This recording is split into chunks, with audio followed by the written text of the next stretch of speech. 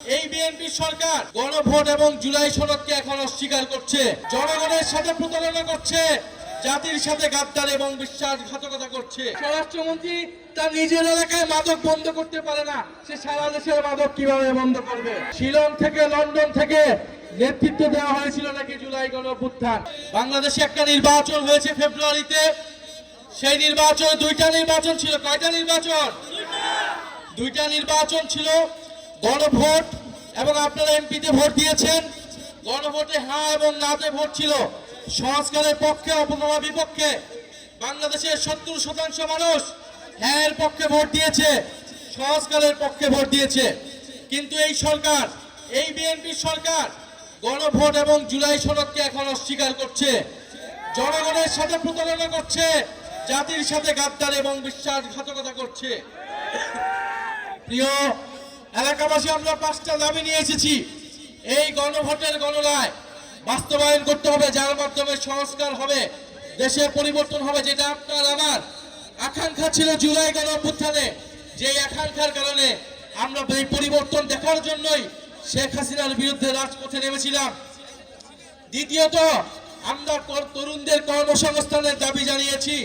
তৃতীয়ত, আমরা বলেছি যে বাংলাদেশের এই যে বিদ্যুতের সংকট, আপনাদের এলাকায় কি বিদ্যুৎ আছে? ঘরে ঘরে বিদ্যুৎ আছে? লোডশেডিং হয়, দৈনিক 7 থেকে 8 ঘন্টা করে লোডশেডিং হয়। এই লোডশেডিং সমস্যার সমাধান করতে হবে। এই সরকার কমিটমেন্ট দিয়েছিল, প্রতিশ্রুতি দিয়েছিল তারা বিদ্যুতের সমস্যার সমাধান করবে, কিন্তু এই যে বাজেট দিয়েছে, এই বাজেটে আমরা এমন কিছু দেখি নাই তারা বিদ্যুতের সমস্যার সমাধান করতে হবে। ফলে অবশ্যই ঘরে ঘরে বিদ্যুৎ দিতে হবে এবং দ্রব্যমূল্যের নিয়ন্ত্রণ করতে হবে, মানুষের নিয়ন্ত্রণে অধীন আনতে হবে। এছাড়া সারা দেশে আইন শৃঙ্খলার বেহাল দশা। আপনারা জানেন যে কয়েকদিন আগে সংসদে স্বরাষ্ট্রমন্ত্রীকে তার নিজের দলের এমপি বলেছিলেন মাদক কারবারির সূতিকাগার হচ্ছে সেই কক্সবাজার থেকে। স্বরাষ্ট্রমন্ত্রী তার নিজের এলাকায় মাদক বন্ধ করতে পারে না, সে সারা দেশের মাদক কিভাবে বন্ধ করবে? সে সারা দেশের আইন শৃঙ্খলা কিভাবে ঠিক করবে? ফলে এই যে কালীগঞ্জে মাদক কারবারি আছে কি নাই? আছে, প্রত্যেকটা জেলা উপজেলায় মাদক কারবারি দিয়ে ভরপুর হয়েছে। ফলে স্বরাষ্ট্রমন্ত্রীকে বলবো কক্সবাজারে মাদক বন্ধ করুন এবং সারা বাংলাদেশের সকল জায়গায় মাদক কারবারি বন্ধ করুন এবং দেশের আইন শৃঙ্খলা নিশ্চিত করুন। এবং প্রিয় কালীগঞ্জবাসী, আমাদের ভাই শরীফ ওসমান হাদি জীবন দিয়েছিল আজাদির জন্য, স্বাধীন সার্বভৌম বাংলাদেশের জন্য। কিন্তু আমরা দেখছি সীমান্তে সাধারণ বাংলাদেশিদেরকে হত্যা করছে বিএসএফ খনি বাহিনী।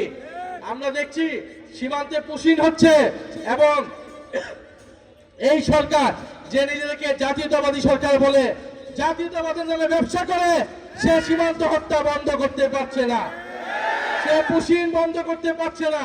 ফলে আমরা বলবো সীমান্ত হত্যা বন্ধ করুন, জাতীয়তাবাদের নামে ব্যবসা বন্ধ করুন এবং বাংলাদেশের সীমান্তকে সুরক্ষা দিন। প্রিয় কালীগঞ্জবাসী, জুলাই গণঅভ্যুত্থান হয়েছিল আপনার আমার অংশগ্রহণের ফলে। এখন জুলাই গণঅভ্যুত্থানের পরে নতুন নতুন নেতা তৈরি হয়েছে, নতুন নতুন নেতৃত্ব আসছে। শিলং থেকে লন্ডন থেকে নেতৃত্ব দেওয়া হয়েছিল নাকি জুলাই গণঅভ্যুত্থান। ফলে ভালো আপনারা নেতৃত্ব দিয়েছেন, আপনারা এখন জুলাইয়ের আকাঙ্ক্ষা বাস্তবায়ন করুন, আপনারা জুলাই সনদ বাস্তবায়ন করুন, আপনারা সংস্কার বাস্তবায়ন করুন। যদি জুলাই সনদ বাস্তবায়ন করতে না পারেন, যদি বিচার করতে না পারেন, তাহলে জুলাইয়ের নেতৃত্বের দাবিদার এ কথাটি ভুলেও মুখে আনবেন না।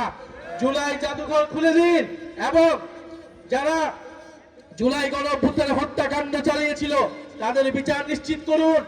আপনারা যে বিভিন্ন জেলায় উপজেলায় মামলা বাণিজ্য করেছেন, নিরীহ মানুষের নামে মামলা দিয়ে আপনারা দুর্নীতি এবং লুটপাট করেছেন, সেই হয়রানি থেকে মানুষকে মুক্ত দিয়ে যারা প্রকৃত অপরাধী তাদেরকে গ্রেফতার করে বিচারের আওতায় আনুন এবং কালীগঞ্জের এলাকার মানুষের যে সাধারণ মানুষের যে সমস্যা আছে সেই সমস্যা নিরসন করুন।